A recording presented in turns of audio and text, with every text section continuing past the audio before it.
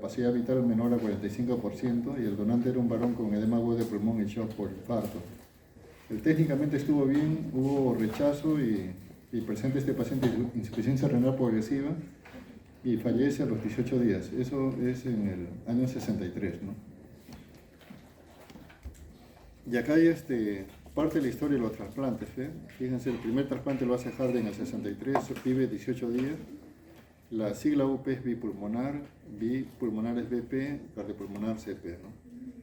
Entonces, y luego en el año 65 hace un trasplante único de pulmón, Neville, pero vive 5 horas nada más. Cooley hace un trasplante cardiopulmonar con un paciente que tenía problemas de hipertensión arterial pulmonar más un problema cardíaco y vive 14 horas. Y Derón en el año 68, 5 años después, en un paciente que tenía silicosis hace un trasplante unipulmonar y este paciente vive 10 meses, o sea, vive más tiempo.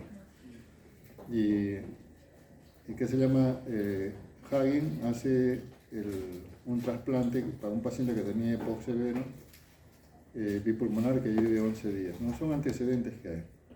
Entonces, el grupo de trasplante pulmonar de la Universidad de Toronto descubre ciclosporina en el año 72 y a escala mundial este inmunosupresor se empieza a usar desde el año 82. Entonces tenemos a Cupe y a Terzo. Vemos aquí, en nuestro país el primer trasplante pulmonar lo hizo el año 2006 el año 2008 el doctor Víctor Gómez en un trasplante con donante vivo, ¿no? Él le dona la madre le dona a un niñito que era menor de 1 año un lóbulo pulmonar por un problema de una bronquiolitis obliterante. Ese fue el primer trasplante que hay en el país, que lo hizo el doctor Víctor Gómez en el año 2008 en nuestro hospital, en el Hospital Almenar. Las indicaciones generales son enfermedad pulmonar avanzada irreversible sin otra alternativa terapéutica, con calidad de vida deteriorada. Enfermedad pulmonar terminal, entonces, ¿no? Que tenga una esperanza de vida limitada a menos de 2 años. Entonces, eso quiere decir de que si hay un paciente que, digamos, tiene bronquiectasias bilaterales y hemoptisis, broncorrea, hemoptisis, y el paciente dice, no, mejor me trasplanto. Pero con trasplante no necesariamente le va a ir bien, vamos a seguir avanzando.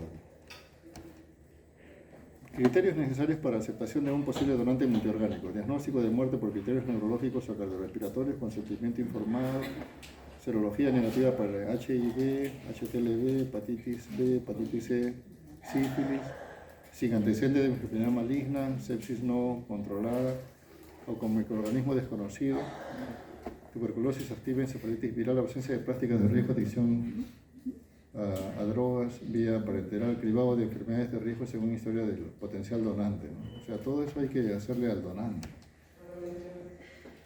¿Y cuáles son los criterios de inclusión como potencial donante de pulmón? Edad menor de 60 años. En nuestro país, últimamente hemos estado trasplantando, nosotros ya tenemos 29 trasplantes, hasta pacientes de 65 años, 66, pero los resultados no eran tan buenos porque tampoco no tenemos, digamos, buenos medicamentos para el postoperatorio, ¿no?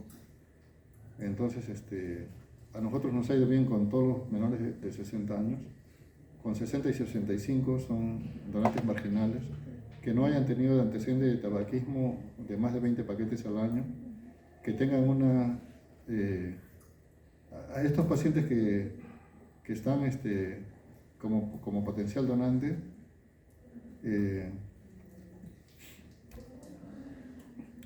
que su presión arterial no de oxígeno sea mayor de 300 milímetros de mercurio, tras mantener al potencial donante con una FiO2 de 21% y una PIB de al menos 5% durante 5 minutos. O sea, al que va a donar, nosotros le aplicamos esta prueba, lo tenemos con PIB 5, FiO2 de 21 y vemos que su presión arterial de oxígeno sea mayor a 300 mililitros.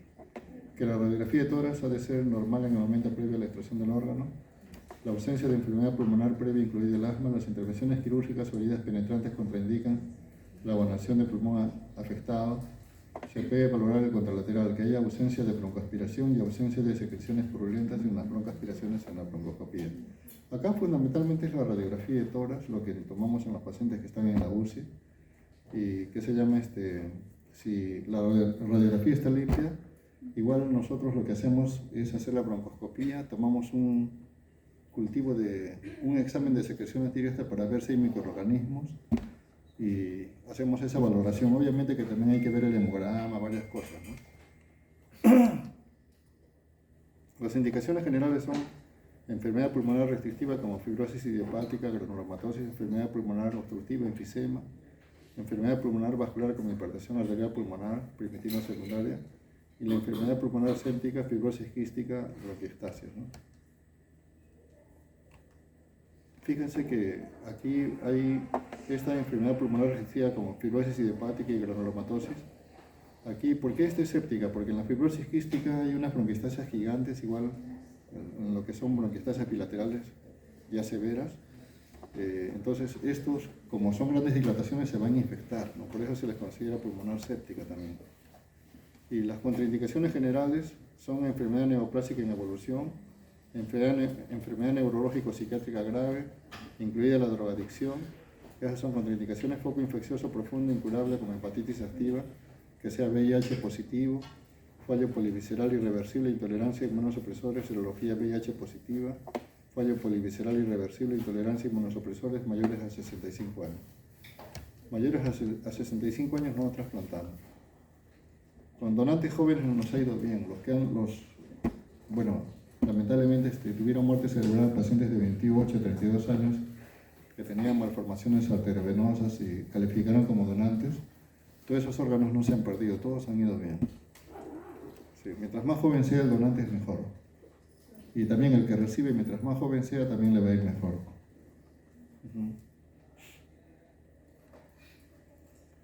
Factores de riesgo específicos: infección tracobronquial recidivante, a gérmenes resistentes, caquexia, pérdida muscular, encamamiento, córticodependencia, ventilación artificial, traqueostomía, sínfisis pleural. Sínfisis es que el paciente tenga, por ejemplo, un antecedente de tuberculosis, y sínfisis se dice cuando la pleura visceral y parietal está adherida. Sínfisis. Adherencia tipo sínfisis. O sea, pero ¿por qué es importante que las pleuras estén adheridas o no? Porque nosotros, desde que el pulmón del donante sale, se clampa la aorta, el paciente se queda prácticamente sin circulación. Entonces, desde que el pulmón esté en isquemia, el pulmón del donante, desde que esté en isquemia, nosotros solo tenemos 4 horas para trasplantarlo. El problema de que un paciente entre con un problema inflamatorio severo y que ese sea el receptor es que solo en el despliegue nomás a veces nos vamos a demorar 2 o 3 horas. Entonces, no tenemos mucho tiempo. Peor todavía si el órgano viene de provincia, que esas horas de isquemia van a quedar cortas, ¿no? El último paciente, miren, hemos hecho un trasplante hace 2 semanas con un paciente que vino de pleura, ¿no? Y ahí no tuvimos problema porque todo el receptor tenía sus pulmones todos despegaditos, lo preparamos rápido. El problema fue de que el avión de pleura era un jet, pero no era un avión comercial. Los jets bajan, vuelan a menos altura, pero también demoran más tiempo. En el viaje de pleura acá se demoró como 2 horas. Y eso que era un vuelo de la Fuerza Aérea. Demoró más, entonces ahí 2 horas de isquemia, más del aeropuerto para acá 3 horas. Llegó casi el pulmón como con 4 horas y media de isquemia, ¿no? O sea, pasado el tiempo. Lo tuvimos que trasplantar rápido, menos mal que todo estaba listo, y el último pulmón se trasplantó ya casi con 8 horas de isquemia, o sea, ya pasado el tiempo. Pero aún así está yendo bien porque la preservación fue buena, pero no es lo ideal. Lo ideal es que mientras menos horas de isquemia sea, mejor. Entonces, son 4 horas de isquemia nomás que tenemos para trasplantar pulmones. En este caso, la preservación fue buena. Quizá ayudó también que el donante era joven, ¿no? De 33 años. Quizá también eso haya ayudado, porque el trasplante está yendo bien. Pero no es lo ideal, porque si no, el segundo pulmón pues se comportaría como un pulmón cadavérico, ¿no? Sigamos. Entonces, los trasplantes son unipulmonar porque a veces son de un solo pulmón, bipulmonar y cardiopulmonar. Nosotros, desde el año 2014 estamos haciendo trasplantes bipulmonares. Hasta ese año era trasplante todo unipulmonar. Estas son las indicaciones de trasplante unipulmonar. y estas son de trasplante bipulmonar. Actualmente, lo mejor es que se trasplanten los dos pulmones. Con eso va a ir mucho mejor. La sobrevida también va a ser mayor. Y estas son de indicaciones de trasplante cardiopulmonar, que en el Perú todavía no se ha hecho ninguno. Nosotros estamos alistando uno, el jefe de cardiología tiene uno ahí bajo la manga y lo va a presentar para ver si lo hacemos. Pero no es difícil, el cardiopulmonar es más rápido todavía, porque son menos estructuras que se va a hacer anastomosis, ¿no? Sino que hay que tener lo que pasa es que es controversial también, porque hay autores que no lo recomiendan, concesos que no lo recomiendan, otros que sí. Entonces, pero si no hay nada, ofrecerle cardiopulmonar puede ayudar también, ¿no? Ya, la técnica, pues, lo que es la extracción pulmonar, que como les dije, se hace cuando se hace la extracción de los pulmones, no solo se sacan pulmones, se hace una incisión desde la esternotomía hasta la pelvis, ¿no? Porque ahí en una extracción se saca pulmones, se saca corazón, se saca riñones, hígado, o sea, son trasplantes multiorgánicos. Y encima la córnea también la utilizan, ya cuando ese paciente llega a la morgue, los oftalmólogos van y en la morgue también sacan las córneas, ¿no? O sea, pero yendo a órganos sólidos, cuando se sacan los órganos se saca todo. Se saca todo y ahí tiene su técnica, ¿no? Porque va el cirujano general, el cirujano torácico, van todos ahí, se ponen frente a frente hasta que antes de clampar antes de clampar la aorta se le hace circular una solución que se llama custodiol, que es un líquido preservante también, que va preservando todos los órganos antes de hacer la exéresis. O sea, tiene su técnica, es interesante. Luego se hace un trabajo de banco, pero aquí lo que yo quiero que se graben es el mensaje por ejemplo, de las edades, ¿no? Por ejemplo, ¿por qué al Puma, a José Luis Rodríguez lo trasplantaron hasta los 71 años y ahora creo que tiene como 78 y sigue vivo, ¿no? O sea, ellos tienen mejores inmunosupresores para empezar. La experiencia de esos grupos de repente lo han hecho más rápido, también menos tiempo de isquemia, ¿no? ¿Qué se llama La tecnología lo es todo, pues los grupos quirúrgicos también tienen que ser relativamente rápidos, ¿no? Allá traer un órgano de un estado a otro, supongo que tiene más facilidades que acá porque en nuestro hospital no tenemos helipuerto. El avión comercial llega del aeropuerto, se va al helipuerto del Rebagliati y del Rebagliati recién viene para el hospital Almenara. Es una tragedia, ¿no? Queremos convencer a los de Alianza Lima para que nos permitan usar en estos casos su estadio como helipuerto, pero, ¿no? Por lo menos para que el helicóptero vaya de frente ahí y de ahí ya la ambulancia traiga el órgano. Ahí nos ahorraría bastante tiempo. Uno, las edades, ¿no? Las edades, nosotros entonces tenemos el limitante de la edad, tanto para el donante. El donante eso sí está bien establecido, que mientras más joven sea el donante es mejor. Menos de 60 años y si es más joven es mucho mejor. Y el receptor, nosotros estamos hasta los 60 años, hasta 65, forzando la cosa, pero mientras más joven también sea el receptor es mucho mejor. El otro es el sistema de procura, ¿no? En el sistema de procura es un organismo, en el Seguro Social tenemos la Gerencia de Procura y Trasplante, que tiene procuradores que se encargan en resumen, de convencer a la familia de que los pacientes en muerte cerebral tienen que donar sus órganos, ¿no? Ese es en resumen lo que hacen los procuradores. Pero ¿qué resulta? Que la procura en nuestro hospital es muy, muy deficiente, porque que los procuradores vienen de la central hasta que lleguen, o sea, no están enterados de todo. Lo ideal sería tener procuradores del mismo hospital y que haya médicos intensivistas o emergenciólogos que se encarguen de esas actividades de procura, ¿no? Ese es un punto clave. El año pasado, por ejemplo, de hígado, nosotros tenemos un servicio de cirugía de hígado, de trasplante de hígado, que hizo solo 3 trasplantes durante todo el año. O sea, con 3 trasplantes al año justifica la existencia de todo un servicio de cirugía de hígado, no. En toras no ocurre ese problema porque nuestro sistema no es un servicio, es el servicio de cirugía de toras, que cuando hay trasplante nos organizamos y funciona como algo funcional, ¿no? O sea, nos juntamos y hacemos el trasplante. O sea, hacemos algo extra, decimos, ¿no? Entonces por ahí que nosotros no somos el problema, pero por ejemplo en hígado sí hay problemas. Trasplante renal trasplanta bastante. La procura es importante, sí, porque de eso depende que las familias donen, porque en nuestra cultura, cuando tú estás enfermo, quieres que alguien te done, pero cuando tú tienes un familiar que done, no, que se muere entero, dicen, ¿no? Es lo que piensan todos. Sí, eso no ha cambiado, por más que yo autorice mi DNI, pero de repente mis familiares dicen, no, ya murió, pero yo decido, ¿no? En su DNI puede decir eso, pero yo no quiero que done.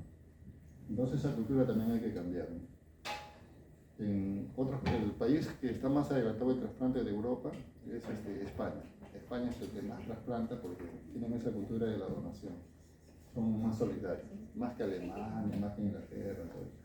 En nuestro país, los donantes, los potenciales donantes, creo que están más o menos en 5 en 1 por cada millón de habitantes, más o menos, ¿no? O sea, hay un año que hubieron 30 potenciales donantes, y eso fue hace 2 años, y de esos 30 solo 5 donaron, ¿no? Solo 5 pudieron donar, ¿no?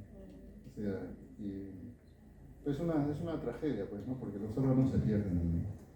Ahora, pero por otro lado, es necesario invertir tanto dinero en los trasplantes, porque el Seguro Social gasta una millonada haciendo trasplantes, porque tampoco en realidad no tiene un impacto sobre salud pública, ¿no? No, pero sí sirve para que el presidente ejecutivo y las autoridades se tomen las fotos, ¿sí o no?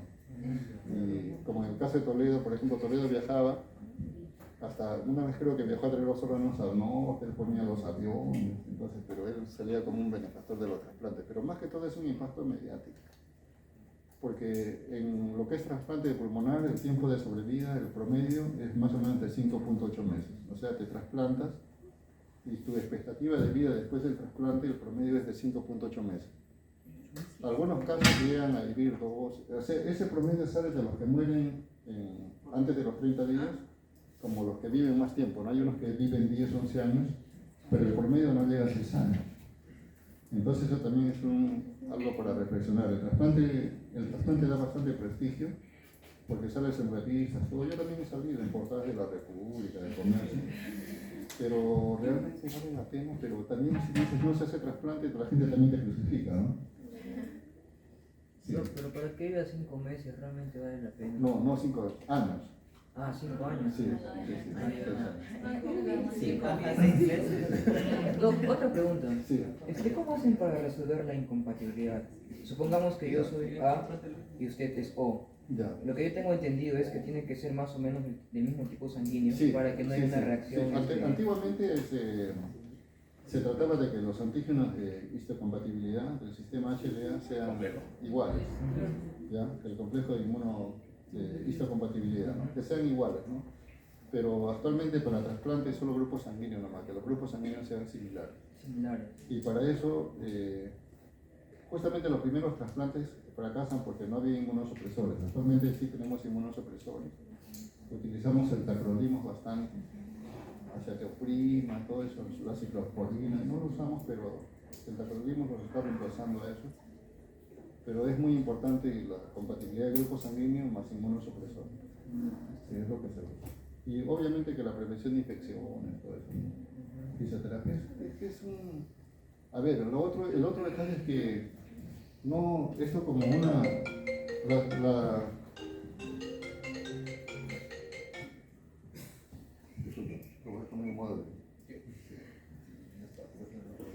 No, es que lo activé hace un rato.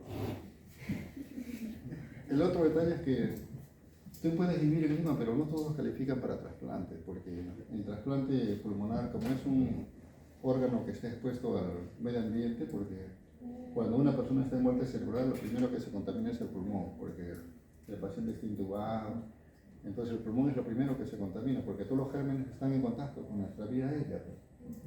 Entonces, por eso es que se hace una evaluación no solo de la parte bioquímica, todo eso, sino de la parte socioeconómica, psicológica, psiquiátrica, todo lo que les ha presentado a ustedes, porque es muy importante que también puedan hacer bien su postoperatorio para que el órgano se mantenga vivo el mayor tiempo posible, ¿no? Porque yo tuve un amigo que me recomendó otro amigo, porque este amigo vendía chifles y estaba con una fibrosis pulmonar. Era un chico que venía del norte, ¿no? Entonces este chico era amigo de los de la farándula, de todos esos, de Carlos Cacho, de toda esa fauna. Y todos ellos salieron haciendo lobby para que este chico se trasplante, ¿no? Entonces hablé con Pepito Palacios, que es el coordinador de trasplante hoy, y le dije, el hombre le dije, hay que ayudarlo, que mira. Entonces él también, impactado por todo lo que veía, que salía en programas de televisión, lo incluyó en la lista de trasplantes, ¿no? Al final, el pata no era de acá, su mujer estaba con él, que tampoco eran de acá, vivían alquilados, y cuando se trasplantó siguió vendiendo chicles, lo que hacía antes del trasplante. Vivió 1 año y medio más o menos, porque se empezó a infectar, después hizo rechazo, y es más, era indisciplinado, porque él sabía que tenía que quedarse en Lima, y como no tenía plata, de vez en cuando se escapaba al norte y se quedaba sin vigilancia médica. 1 año y medio, 2 años creo que vivió, no vivía más tiempo. Por eso es muy importante la condición socioeconómica, no en el sentido que tengan plata, sino que tengan un lugar higiénico donde puedan hacer su postoperatorio, ambientes ventilados, todo eso. Eso es muy importante. Sí. Sobre todo el pulmón. Porque en el riñón está guardado, escondido, pero el pulmón está expuesto al aire. Ok.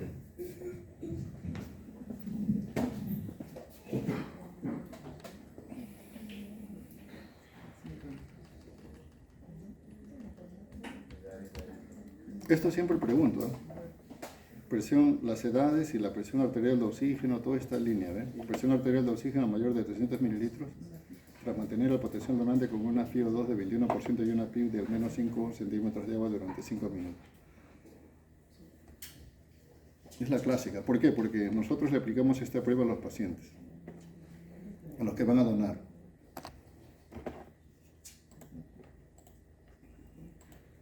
Bien. Oye, ¿qué pasó? Creo que ya hice todas las clases, ¿no? Sí. No, faltan 2. ¿Cuál falta? Y estimulaciones corpóreas. Yo pensé que estaba contento. Ya. Ya.